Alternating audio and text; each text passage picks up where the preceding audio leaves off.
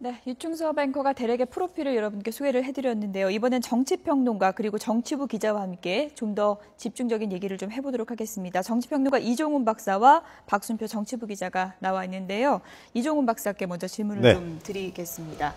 언론인 출신을 이제 발탁했습니다. 지금까지 이제 여러 인물들이 이제 거론이 됐었는데 어떻게 보면 좀 깜짝 인사다 이런 얘기도 나오고 있습니다. 네, 배경을 어떻게 분석해 볼 수 있을까요? 네, 뭐 여러 가지를 많이 고려를 한 것 같긴 합니다. 그런데 이게 이제 최선의 선택이었는지는 조금 더 생각해 볼 필요는 있다 이렇게 보고요. 어찌됐건 뭐 국민 대통합형이냐, 아니면 국가 대개조형이냐, 아니면 지금 곧 닥칠 재보선 선거용이냐 이렇게 우리가 나눠볼 수 있을 것 같은데요. 그동안에 나온 얘기는 국가 그래도 개조형 그 총리를 선호하지 않겠느냐, 또 대통령도 몇 차례 그 얘기를 했고요. 그런데 그거보다는 역시 좀 선거에 좀 더 방점이 두어진 게 아닌가 이렇게 생각합니다. 두 가지 측면에서 그런 거죠. 우선은 충청권 출신입니다. 그러니까 충청권에서 지방선거에서 사실은 참패하면서 뭔가 충청권 출신을 좀 중용해야 되는 거 아닌가라는 얘기가 충청권 지역 출신 국회의원들 중심으로 얘기가 나왔었거든요. 또 다른 한편에서는 그 보수 성향의 언론인 출신을 기용을 했습니다. 아시다시피 뭐 언론인 출신을 기용한 것이 아마 이번이 처음이 아닌가 이렇게 생각이 되는데요. 언론인 출신을 기용했다는 얘기는 그 결국은 언론하고의 관계를 1차적으로 우선 고려를 하겠다라는 것으로 이제 읽히는 거죠. 그런 점에서 이제 그런 제가 조금 전에 말씀드린 역시 좀 선거에 좀 더 방점이 두어진 것 같고 그리고 이번 인선과 관련해서는 그 김기춘 실장이 일단 한 발 물러선 것 같습니다. 좀 약간 이선으로 물러서 있고 오히려 이완구 그 원내대표 겸 비대위원장이 큰 역할을 한 게 아닌가 이렇게 생각이 되고요. 최근에 충청권 그 의원들 사이에서 지방선거 참패 이후에 역시 좀 충청권 출신 인물이 좀 필요하지 않나라는 얘기도 있었고 또 자유선진당하고 통합하는 과정에서 뭔가 좀 지분 얘기도 좀 없잖아 있었습니다. 그래서 그런 것들을 고려한 그런 인사가 아니었나 이렇게 생각을 합니다. 문창국 후보자를 놓고 다소 의외의 인물이란 관측이 또 그 예상이 뭐 들어맞은 건데 처음에는 충청 출신이 나올 것이다 이런 관측이 여러 번 있지 않았습니까? 그래도 다소 의외적인 인물 아니겠습니까? 그렇습니다. 의외라는 게 두 가지 의미가 있을 수 있는데요. 첫 번째 언론인 출신 첫 번째 총리 후보자이기 때문에 의외라는 의미가 있고 또 하나는 그동안 전혀 언론에 거론되지 않았던 인물이라는 뜻에서 의외라는 뜻도 있을 것 같습니다. 물론 옛날에 장대환 총리 서리가 있었습니다만 언론사 사조에 가까운 분이고요. 실제로 언론사 입사를 해서 뭐 30년 가까이 언론인 역할을 해왔던 분은 유일하기 때문에 상당히 의외적 인물이다 이렇게 봐야 될 것 같습니다. 기자들 사이에서도 얘기가 전혀 나오지 않았던 인물인가요? 일선에 있는 기자들 같은 경우도 워낙 평판을 물어봤더니만 워낙 대선배라서 내용을 잘 모르겠다 기괴한 분들이 많고요. 저보다 좀 윗대 선배들한테 평판을 물어봤더니만 인품은 아주 훌륭한 분이고 다만 글에 있어서 논쟁을 즐기는 분이다 이렇게 얘기를 하시더라고요. 박근혜 대통령과 어떤 인연이 있는지도 궁금한데요. 그 부분도 확인된 게 있습니까? 뭐 아직까지 특별하게 확인된 것은 없습니다. 다만 그 박 대통령 스타일이 평소에 여러 언론인이나 여러 전문가들을 눈여겨보는 스타일이기 때문에 그 가운데 한 명이었던 것으로 봅니다. 다만 그 우리 민경욱 대변인이 얘기했다시피 처음에 그 총리 인선할 때 여러 가지 어려움들을 얘기하지 않았습니까? 인선 과정에서 지금 현재 청문회의 과정들이 워낙에 철학이나 소신, 업무 능력보다는 개인적인 문제에 치중하다 보니까 그런 것들을 걸르기 상당히 어렵고 그래서 시간이 걸렸다. 뭐 이런 의미에서 볼 때 그런 것들이 총체적으로 고려된 인사가 아닌가 싶습니다. 조금 전에 이제 기자회견을 통해서 이제 소감을 밝히기도 했는데요. 이제 기쁘기보다 마음이 무겁다. 그리고 어렵고 엄중한 상황인데 헤쳐나갈 수 있을지 이제 걱정도 된다. 이런 이제 소감을 좀 밝히기도 했습니다. 지금까지 뭐 책임 총리 얘기 계속 나왔었는데요. 어떻게 보십니까? 가능할 거라고 보십니까? 좀 힘들 거라고 봅니다. 그러니까 최근에 이제 정치인 출신이 많이 이제 거론이 되지 않았습니까? 또 사실은 그런 요구도 좀 있었던 것이고 왜 그러냐 하면 국가 대개조, 특히 관폐화라든가 이런 그 문제를 척결을 하려면 공직사회하고 때로는 맞서기도 하고 그런 일들을 해야 되는데 정치력이 수반되지 않고서는 그게 좀 쉽지 않을 거다 이렇게 좀 본 겁니다. 그래서 사실은 그 부분에서 조금 좀 걱정되는 바가 없잖아 있고요. 뭐 아시다시피 뭐 공직사회라고 하는 것이 관료 출신이 아니면 원래 말을 좀 잘 안 따르는 그런 경향도 없잖아 있습니다. 그러니까 아무리 총리라고 하더라도 그런 점에서 조금 이분이 언론인 출신으로서 나름 리더십은 있다라고 알려져 있는데 그 언론계 내에서 리더십하고 이게 정치적인 리더십은 조금 다른 얘기고요. 정치인들하고 그동안 소통은 많이 해오셨겠지만 이 정치인들을 설득해내서 뭔가를 결과를 이끌어 나가는 것, 특히 관료 사회를 어떻게 보면 이제 휘어잡고 끌고 가야 되는 그런 상황인데 그것이 과연 쉬울까? 그런 생각은 조금 듭니다. 예. 문창규 후보자가 내정이 되니까 야당이 즉각 반발하고 나섰지요. 국민화합과는 거리가 먼 인사가 아니냐, 네, 너무 보수 그렇습니다. 성향의 인사가 아니냐 이런 비판이 나왔는데요. 보통 총리 후보자가 내정이 되면 야당수의 반응을 내놓는 게 보통 뭐 30분 정도, 1시간 정도 충분히 이렇게 본인들의 기본 입장을 내놓는데 좀 오래 걸렸습니다. 왜 그런가 아무래도 의회 인사다 보니까 좀 정리하는 데 시간이 걸렸던 것 같습니다. 한정혜 대변인의 이야기를 전해드리겠습니다.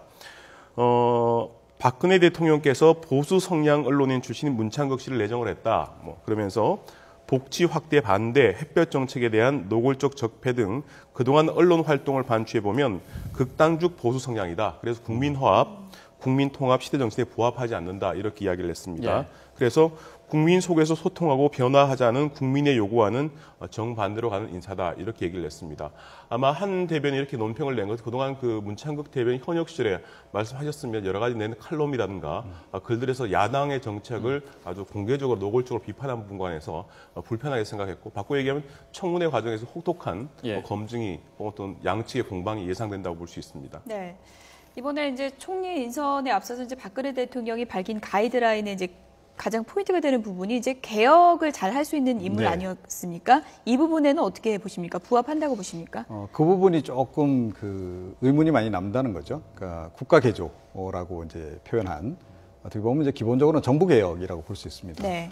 지금 정부 조직 개편도 해야 되고 또 관료 사회에 그동안 이제 오랫동안 뿌리 박혀 왔던 그런 어떤 나쁜 적폐, 대통령도 얘기한 적폐라고 하는 것을 해소하는 것이 이제 초점이다라고 전제를 했을 경우에는 관료 사회를 잘 알아야 되고 또 관료 사회에 대해서 때로는 힘을 좀 발휘를 해서 하기 싫은 것도 하게 만들고 이제 그런 것들이 좀 필요한데 지금 내정되신 분은 논객이시긴 하지만 저도 논평을 합니다만 논평을 하는 거하고 또 실전에 뛰어들어서 현장에서 일을 하는 거는 좀 또 다른 문제거든요.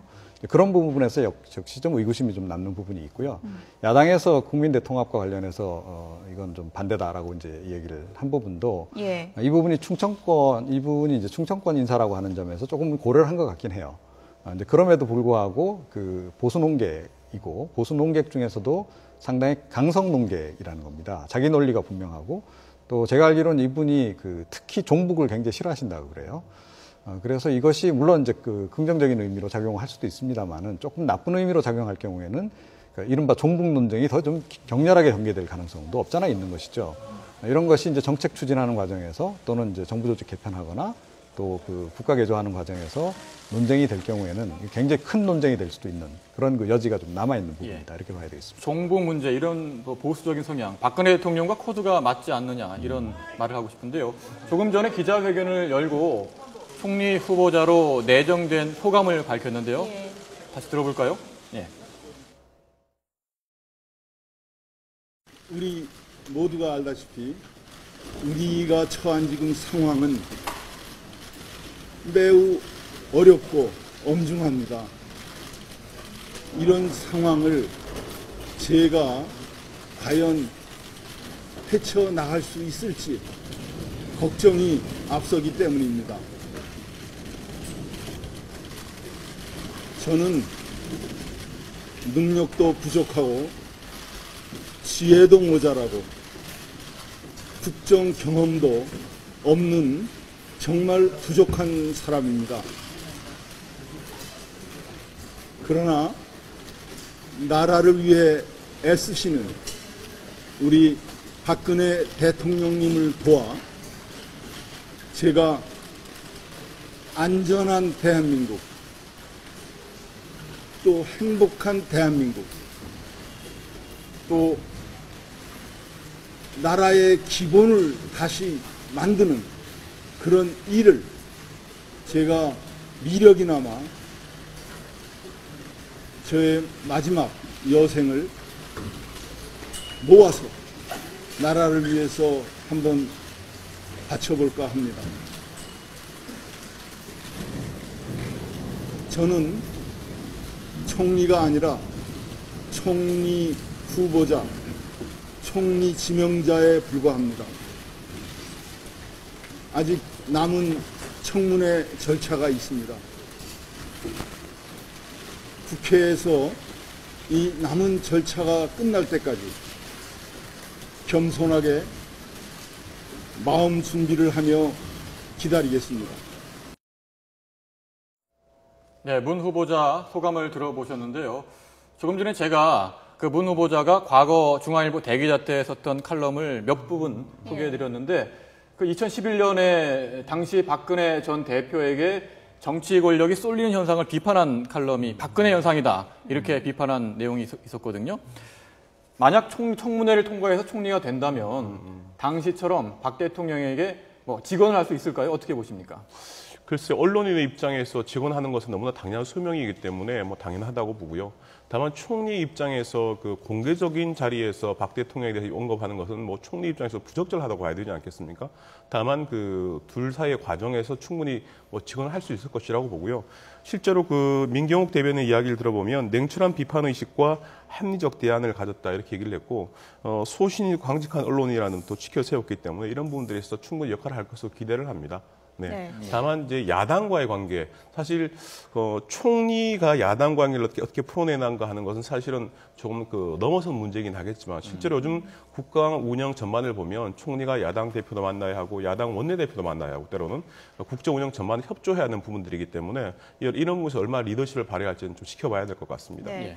아무래도 이제 칼럼에 과거에 이제 적었던 여러 가지 이제 내용들이 조금씩 이제 좀 화제가 되고 불거질 것 같은데요. 이제 북한에 대해서는 이제 보면은 강경한 입장을 밝히는 이제 칼럼 내용도 지금 소개가 되고 있습니다. 이 부분에 대해서는 이제 언론인으로서의 입장과 총리의 입장이 좀 다를 수도 있을 것 같긴 한데요. 뭐 청문회 때 좀 문제 제기가 될 수 있을까요? 어떻게 보십니까? 특히 햇볕 정책 같은 부분은 야당에서 많은 그 이야기가 나올 수가 있겠습니다만 기본적으로 총리가 물론 내각 전체를 수월을 합니다만은 우리나라의 특성을 살펴보면 아무래도 그 대북 정책 관련 부분은 국정원이나 국방부와 같은 국가안보실을 중심으로 돌아가는 것이기 때문에 총리가 사실 거기에 대해서 의견을 개진하고 정책을 바꿀 만한 여지가 그렇게 많은 것 같지는 않습니다. 그런 부분에 관해서 큰 문제가 될 것 같지는 않고요.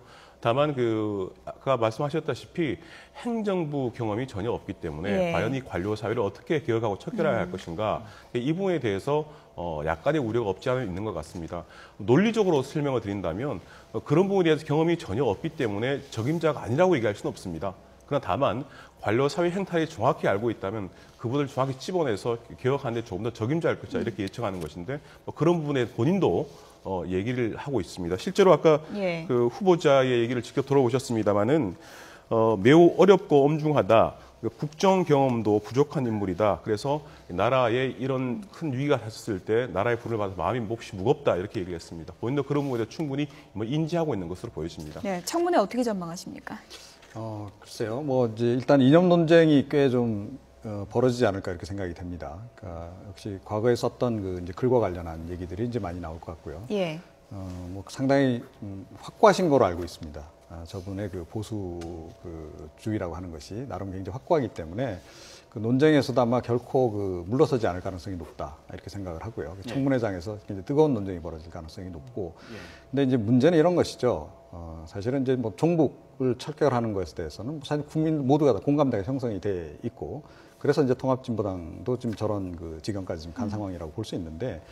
종북과 이제 반정부를 어떻게 이게 구별을 해낼 것이냐, 이걸 좀 차별화를 좀 해서 사실은 접근할 필요가 있는데, 자칫 잘못하면 이게 이제 혼동돼서 함께 종북으로 몰리는, 지금도 그런 것들 때문에 지금 야권에서 공안 정치다라는 문제 제기를 계속 하고 있지 않습니까? 그런 부분에서의 앞으로의 전체적인 국정 방향하고 연관지어서 논란이 일 수 있는 여지가 굉장히 많고, 1차적으로는 인사청문회에서 그것이 이제 집중적으로 논의가 좀 될 것 같고요. 그와 더불어서 아직까지 지금 언론 검증이 본격적으로 진행이 안 된 상태이기 때문에 이제 개인 비리 부분이 전혀 안 드러나 있습니다.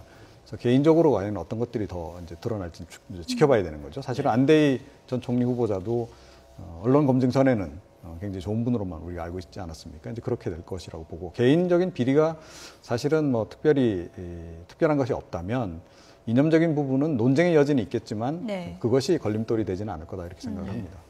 야당이 날카롭게 검증의 칼날을 들이댈 것 같은데, 만약에 이 인사청문회 벽이 너무 높아서 뭐 낙마를 한다면 그 야당한테도 좀 부담이 되지 않겠습니까? 총리 공백 사태가 장기화된다는 것이 여야 관계에서도 굉장히 큰 부담이 될 수밖에 없을 텐데요. 어떻게 보시는지. 뭐 당연히 그렇습니다. 그러니까 어찌됐건 국정의 한 축이기 때문에 그리고 또 재보선을 앞두고 있는 상황에서 사실은 지난번 이제 지방선거 때 그 여당 심판론, 박근혜 대통령 심판론이 그렇게 유효하지 못했다는 얘기죠. 자, 그것에는 사실은 이제 야당이 제 역할을 못 해준다. 대안 세력이지 못했다라고 하는 측면에서의 비판도 있었기 때문에 가능하면 대안 세력으로서 모습을 보여주려고 노력하는 시점에서 자꾸 발목 잡기만 한다. 이런 이제 그 역풍이 불 수 있는 부분이 있는 거죠. 그래서 그런 부분에 대해서 나름은 조심을 할 거라고 생각이 되고요. 그럼에도 불구하고 이념적인 논쟁 부분은 좀 격렬해질 여지가 여전히 있다 이렇게 생각합니다. 다만 야당 입장에서 생각해보면 저는 그 안대희 총리 후보자가 낙마를 하면서 사실은 큰 틀에서 보면 지방선거의 야당 입장에서 보면 그렇게 좋은 성과를 거둔 건 아니었습니다. 뭐 어느 야당 정치인의 말을 빌리자면 안대희 총리 후보자에게 상처를 주는 것까지는 좋았는데 낙마하면서 오히려 보수층들이 결집하는 역효과를 가져왔다 이렇게 얘기를 하고 있거든요. 실제로 여당 같은 경우도 안대희 총리 후보자 낙마 이후에 이른바 박근혜 대통령 마케팅을 본격화하면서 보수층을 결집한 측면이 없지 않아 있습니다. 때문에 이번 730 재보선은 사실 미니 총선에 불리는 큰 선거를 앞두고 있기 때문에 야당이 계속해서 공격해서 이 총리 후보자를 또다시 낙마 국면에 몰고 가는 것은 야당으로서도 분명히 그 위험 부담이 분명히 있을 겁니다. 실제로 총리 후보자가 연달아 이렇게 낙마한 경우는 옛날에 그 장대환 장상 총리 시절 그러니까 지금 탄다당 새누리당 당권주라는 김무성 의원이 원내대표실에 유일하게 2번 있었고요. 그런 경우 큰 후폭풍이 있었죠, 사실은. 그렇기 때문에 야당도 분명히 부담은 있을 것입니다만은 알다시피 햇볕 정책의 이런 부분들에 관해서는 야당의 정체성과 관련된 부분이기 때문에 그 부분은 분명히 짚고 넘어갈 것이고 그게 청문회의 핵심 쟁점이 될 것은 분명해 보입니다. 네, 청문회 어떻게 진행될지 좀 지켜봐야 될 것 같고요. 국정원장 후보자 얘기도 좀 해봐야 될 것 같습니다. 전문 외교관 출신이 발탁됐는데요. 배경을 어떻게 짚어볼 수 있을까요? 뭐 안정적인 선택을 한 것이다 이렇게 이제 봐야 될 것 같고요.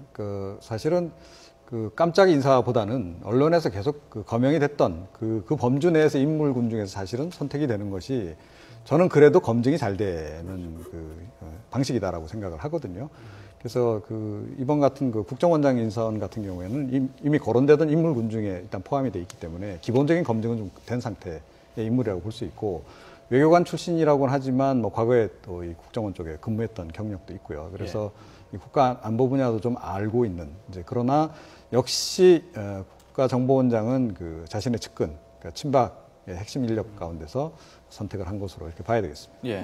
김관진 안보실장 등 다른 안보 라인과 어떻습니까? 호흡을 제대로 맞출 수 있다고 보시는지요? 글쎄요, 그 부분을 미리 지금 얘기하기 어려울 것 같습니다. 다만 또 외교적 어법이라는 얘기를 하지 않습니까? 이를테면 자신의 색깔을 정확히 드러내주진 않지만 자신의 할 얘기는 뒤에서 분명히 하는 그런 건데 아마 이병기 국정원장 내정자 스타일로 봤을 때는 큰 밖으로 드러나는 그런 불협화음은 없을 걸로 보여지고 다만 그 물밑조일 역할을 누가 어떻게 하는가가 사실은 굉장히 중요한 포인트라고 봅니다.